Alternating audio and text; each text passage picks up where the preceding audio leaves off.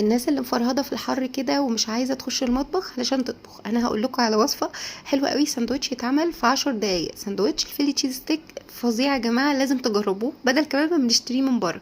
انا هنا على البلانشه بتاعه التقطيع اجيب حوالي بصلايه كده كبيره محترمه، وبعدين ابتدي ان انا اقطعها شرايح كده زي ما انتم شايفين، ومعاها كام فص توم قطعتها خلاص زي ما انتم شايفين كده. ابتدي ان انا بقى ايه انزل عليها كده بشويه من الفلفل الاسمر بعد ما افرك كله كده مع بعضه، وادبل كل ده مع بعضه كده بايدي بالتومه بقى بالبصله وكل ده.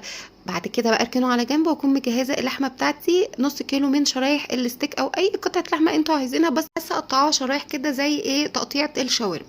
قطعتها كده خلاص، او انتوا بقى شارينها متقطعه زي ما انتوا حابين.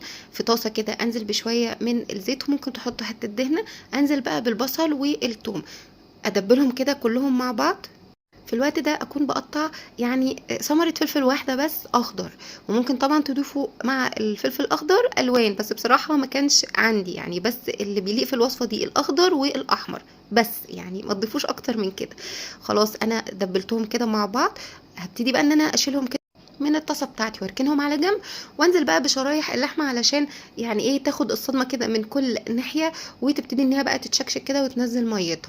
قلبت بقى كله كده على بعضه زي ما انتم شايفين. ابتدي بقى ان انا انزل بالملح والفلفل، وكمان حبه بهارات مشكلين حسب